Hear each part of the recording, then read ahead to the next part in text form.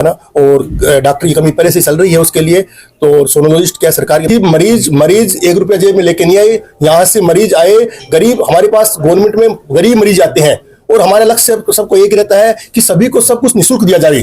तो अगर इस तरह की कोई डॉक्टर की प्रति शिकायत आती है तो उसको हम गंभीरता से लेंगे और उसके खिलाफ सख्त से सख्त कार्रवाई करेंगे। माननीय विधायक जी ने उनको सख्त निर्देश दे दिए हैं कि किसी तरह की कोताही अगर इसमें काम में हुई तो उसके लिए जांच कमेटी बिठा दी जाएगी और सख्त से सख्त कार्रवाई की जाएगी। उसका एक्सटेंशन किया जा रहा है और जैसे इसका एक्सटेंशन होगा तो हम और भी दवा केंद्र बढ़ाएंगे और पर्चियों की जांच काउंटर भी बढ़ाएंगे। इसके लिए पहले शिलान्यास हुआ था, उसका पीछे शिलान्यास हुआ, फिर बिल्डिंग वहां से कैंसिल हो गई और फिर बिल्डिंग यहाँ बनी, शिलान्यास पीछे हुआ था।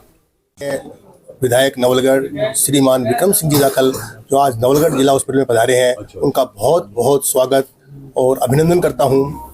आज जो नवलगढ़ के विकास में एक कड़ी और जोड़ी हमने, एक जो ऑपरेशन थिएटर, अभी तक हमारे पास एक ही ऑपरेशन थिएटर था और ऊपर के जो ऑपरेशन थिएटर था वो बंद था क्योंकि हमारे पास मशीनों की कमी थी। अब वो सारी मशीनें हमारे पास पूर्ण हो गई हैं और उसी कड़ी में आज परम आदरणीय विक्रम सिंह जी विधायक नवलगढ़ ने आज उसका उद्घाटन किया है। तो ये नवलगढ़ जनता को एक बहुत बड़ी सौगात उन्होंने की है, जिससे अब क्या सर्जरी, गायनी और ऑर्थोपेडिक्स, ENT, आई सभी के OT अलग अलग होंगे। और क्योंकि प्रोटोकॉल के हिसाब से भी होता है कि सभी के OT अलग अलग होते हैं, तो उस कड़ी में हमारे पास अलग अलग OT हो जाएंगे और सर्जरियाँ लोगों को मिल पाएगी।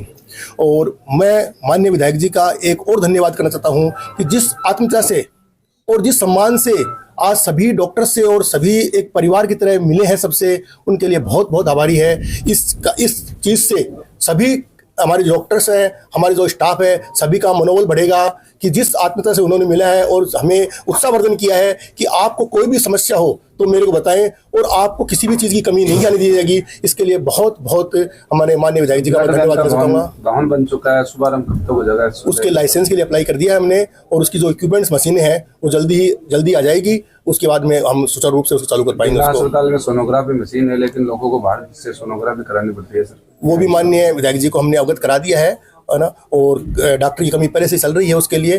तो सोनोलॉजिस्ट क्या सरकार के पास कम है, लेकिन हमने उच्च अधिकारियों को भी आवेदन कर रखा है कि जैसे ही अभी सरकार नहीं बनी है तो उसके बाद में जल्दी ट्रांसपोर्ट सीजन खुलेगा तो जल्दी डॉक्टर अवेलेबल कराया जाएगा उसके लिए। पर्याप्त जांचें होने के बावजूद भी काफ़ी जांचें हैं वो बाहर से करवाई जाती है, काफ़ी दवाइयाँ हैं वो बाहर से लिखी जाती है, तो उस पर अंकुश लगाने की और क्या कदम उठा रहे हो आप? भाई सरकार का एक लक्ष्य है कि निःशुल्क दवा और निःशुल्क जांच, किसी मरीज 1 रुपया जेब में लेके नहीं आए, यहाँ से मरीज आए गरीब, हमारे पास गवर्नमेंट में गरीब मरीज आते हैं और हमारा लक्ष्य सबको एक रहता है कि सभी को सब कुछ निःशुल्क दिया जाए। जांच निःशुल्क, आपको ये बड़ी हर्ष की बात होगी कि कुछ जांचें, ऐसी जांचें हमारे पास विशिष्ट जांचें हैं 40 टाइप की जो केवल हमारे पास ही हो रही है। हमने हार्मोन मशीन अभी चालू की है, 15 दिन पहले चालू की है उसके लिए। और झुंझुनू जिले के सारी जांचें जो होगी, BDK हॉस्पिटल है और जितने भी हॉस्पिटल है जो अपने IPHL बनी है उसमें सारी जांचें वो वहाँ के सैंपल, यहाँ पहले हम जयपुर भेजा करते थे जांच, वो सारी जांचें हमारे पास यहाँ अवेलेबल हो गई है। हार्मोन्स की जांच है, थायराइड है, चाहे विटामिन B12 है, विटामिन D है और जितने भी कैंसर मार्कर्स है, सारी जांचें हमारे पास अवेलेबल है। तो अगर इस तरह की कोई डॉक्टर की प्रति शिकायत आती है तो उसको हम गंभीरता से लेंगे और उसके खिलाफ सख्त से सख्त कार्रवाई करेंगे। अस्पताल में चोरियों का अगर आप भी बढ़ रहे हैं भाई, हॉस्पिटल में पिछले दिनों भी 16 कैमरे और लगाए जा चुके हैं।